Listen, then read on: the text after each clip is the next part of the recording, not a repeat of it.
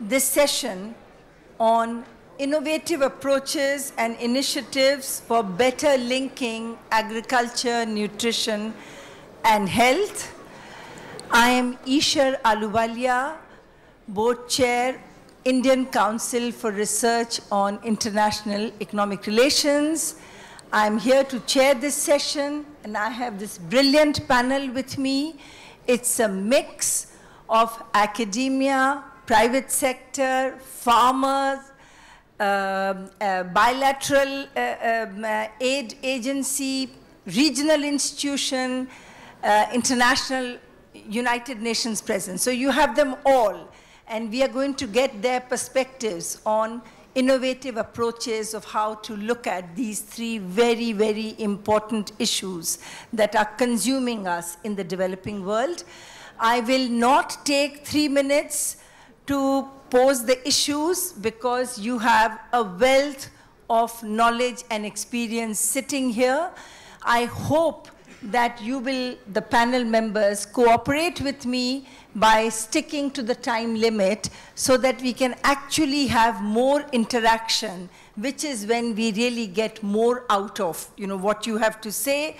So we have with us here Hans Yor, Corporate Head of Agriculture, Nestle; Hans Joachim Preuss, Managing Director, Deutsche Gesellschaft, now I'm really trying my best, for International Zusammenarbeit, Germany. Ursula Schäfer-Preuss of the Asian Development Bank, Vice President, Knowledge Management and Sustainable Development. Sheila Sisulu, Deputy Executive Director for Hunger Solutions, United Nations World Food Programme. Ajay Vashi, President, Zambia National Farmers Union, and Jeff Wage, Director, London International Development Center. So with this panel, we now begin, and I request each one of you to stay within the time limit of 5 minutes and tell us about the innovative approaches that you have developed, innovative approaches that can be scaled up and shared more widely, and what you think, what is the frontier where we should be looking for more innovation to handle this very complex set of issues. I go down, not in any specific order, but the order that is listed in the programs. So Hans Yor, you are the first. Thank you very much for the honor to be with you on that panel. As time is running, I wanted to quickly share with you a very practical experience on health and nutritional impact through agricultural development we're driving in our company. And I will take you to Africa, and specifically to Ghana, because we know that about 100 million of Africans are exposed to health risks through their diet on mycotoxins, aflatoxins in particular, and they may have an impact and may cause cancer, suppresses immune systems and children growth, and reduce definitely labor, productivity, and household income. However, I will show you a quick film on 2-3 minutes what I'm talking about, impacting really leveraging agriculture for improving nutrition and health. And this is a project that runs for now 6 years.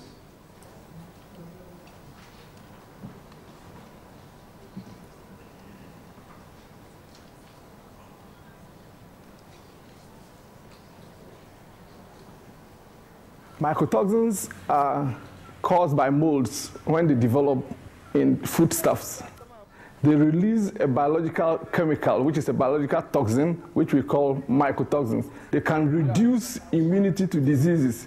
Mycotoxins have been linked many times in many researches to have been responsible in one way or the other for the reduced life expectancy in areas where they are prevalent. It reduces the market value of our grains very much. We can realize that there are so many farmers who are growing grains, but they are not getting market for them because Most of them contain aflatoxin levels or mycotoxin levels beyond the acceptable limits. We go into farming communities, we provide instruction, we educate the farmers with best practices in order to help them increase their yields. We go into the farming community with posters. We describe what the problems are with pictures. They themselves know the problems, and then we advise them on how best they can get rid of those problems.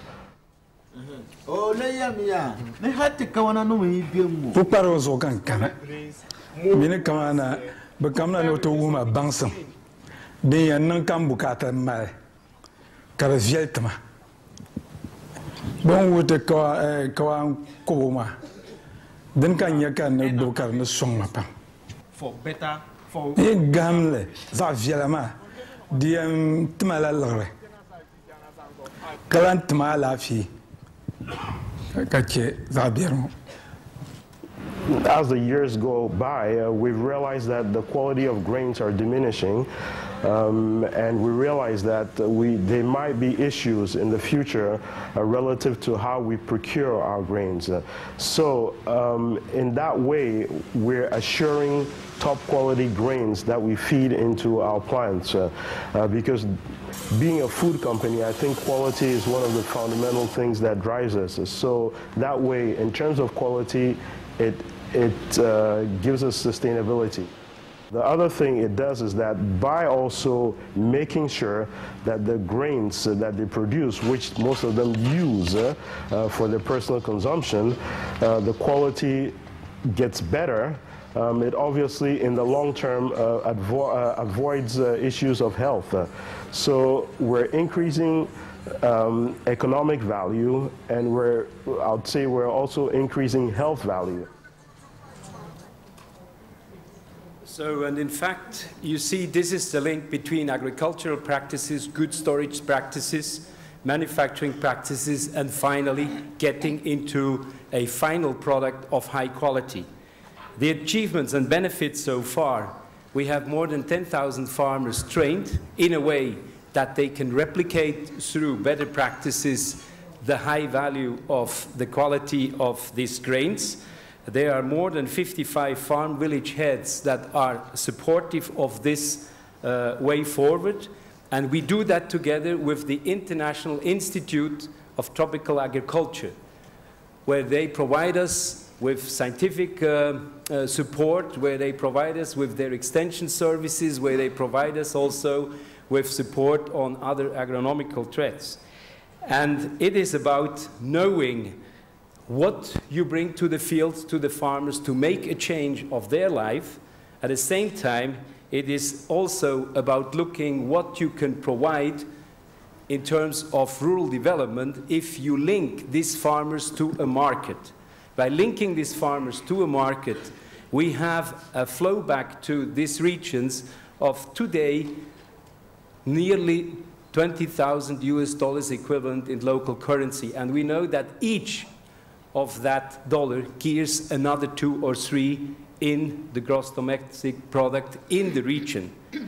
And it is about eliminating also imports to these countries. And it can be done. And I think it is not about rocket science. It is not about very complicated things. You just have to do it. And we have to have at least also the courage to do very simple thing, but let's do the simple thing at the basic in a very brilliant and replicable way. Because by that, we help farmers, we help rural development, we help consumers, and we help definitely also in rural areas to have an impact on their health through the diets they are consuming. So let's embark in such exercises all over, and we are willing to share our experiences with all of you. Once again, it's not about rocket science, but it's about being extremely disciplined in rolling out good practices throughout an entire value chain, linking farmers to markets, and creating through that a positive impact on rural development, health, and nutrition. Thank you. Thank you, Hans. May I turn to Hans Joachim first? Yeah, thank you, Chair. Your German is excellent, but I have to say I'm a member of an implementation agency, a German implementing agency for international cooperation, Deutsche Gesellschaft für internationale Zusammenarbeit.